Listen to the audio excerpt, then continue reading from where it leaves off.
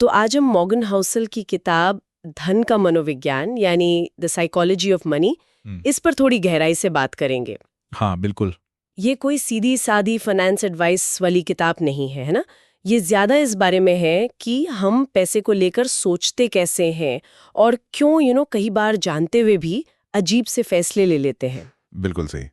ये सोच और व्यवहार पर ज्यादा फोकस करती है। हाँ, तो हमारा इरादा यही है कि इस बातचीत से किताब के जो सबसे काम के सोचने वाले नुक्ते हैं उन्हें समझें, ताकि हम पैसे और खुशी को लेकर अपनी सोच शायद थोड़ी बेहतर कर पाएं। हाँ, चलिए शुरू करते हैं।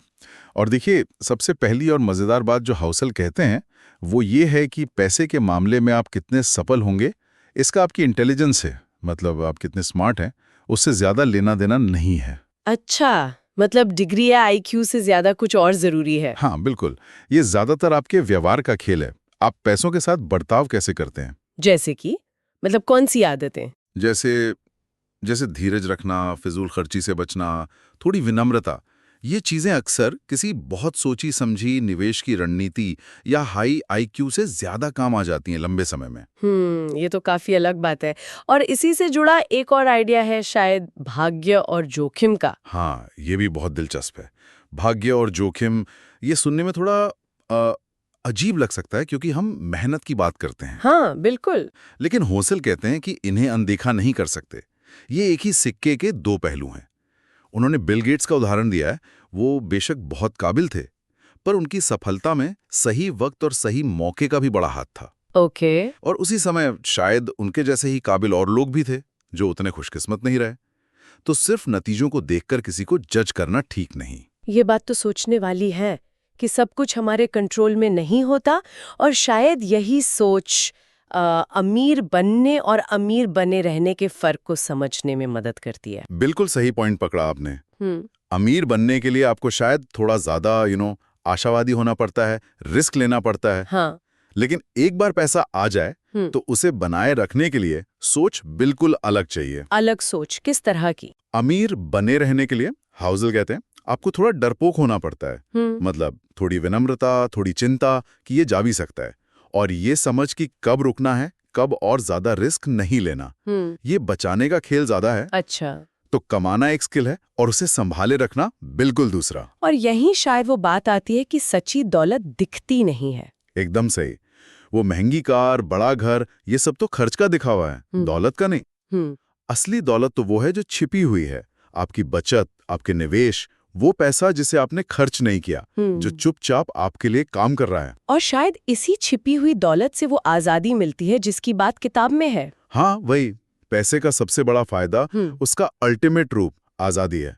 अपने वक्त पर अपना कंट्रोल होना। मतलब अपनी मर्जी से जीना। हाँ, सुबह उठकर ये सोचना ना पड़े कि बॉस क्या कहेगा। आप तय करें कि आज क्या करना है, किसके साथ करना है, कब तक करना है। ये असली अमीरी है। ये काफी शक्तिशाली विचार है। और इस दौलत को बढ़ाने का तरीका शायद कंपाउंडिंग है, जिसके बारे में हम सुनते रहते हैं। हाँ, कंपाउंडिंग, वो आइंस्टाइन वाली बात, दुनिया का 8वां अजूबा। लेकिन इसका जादू तभी चलता है जब आप इसे वक्त दें, लंबा वक्त। जैसे वॉरेन बफेट, उनकी ज्यादातर दौलत आप मानेंगे नहीं, उनके 50वें जन्मदिन के बाद बनी। क्यों? क्योंकि वो टिके रहे दशकों तक। तो जल्दी अमीर बनने से ज्यादा जरूरी है लगातार टिके रहना। बिल्कुल, गेम में बने रहना। और इसी से जुड़ा एक और प्रैक्टिकल सुझाव है किताब में, बिना किसी खास वजह के भी पैसा बचाएं। बिना वजह के? मतलब इमरजेंसी फंड जैसा? उससे भी ज्यादा। भविष्य अनिश्चित है, क्या पता कब कौन सा मौका आ जाए या कौन सी मुसीबत। वो बचत आपको विकल्प देती है, लचीलापन देती है, आजादी देती है। ये तो हुई बनाने और बचाने की बातें। लेकिन किताब कुछ खतरों से भी सावधान करती है ना, जैसे वो और ज्यादा की दौड़। हाँ, ये बहुत जरूरी है। बस इतना काफी है, ये समझना और मान लेना अपने आप में एक दौलत है, नहीं तो ये दौड़ कभी खत्म ही नहीं होती। और दूसरों से तुलना करना, वो भी एक जाल है। बहुत बड़ा जाल।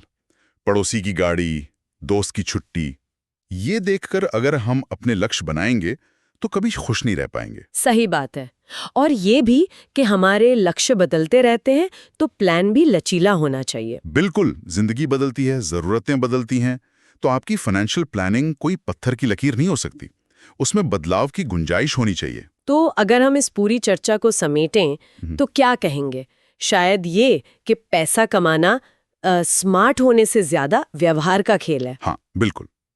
और ये धीरे धीरे होता है, धैर्य और अनुशासन से। और बड़ी गलतियों से बचना ज्यादा जरूरी है, बजाय हर बार सही फैसला लेने के। एकदम सही। लगातार अच्छा तिगमा मुश्किल है, पर लगातार बड़ी बेवकूफ़ी न करना ज्यादा जरूरी है। और सबसे जरूरी बात, पैसा अपने आप में मंजिल नहीं है। वो बस एक साधन है। हाँ, एक टूल, एक बेहतर, ज्यादा आजाद, अपनी शर्तों पर जिंदगी जीने का जरिया। तो जाते जाते एक सवाल श्रोताओं के लिए छोड़ जाते हैं सोचने को। क्या पर्याप्त कितना होता है, ये जानना और उसमें संतुष्ट हो जाना हमेशा थोड़ा और के पीछे भागते रहने से ज्यादा कीमती नहीं?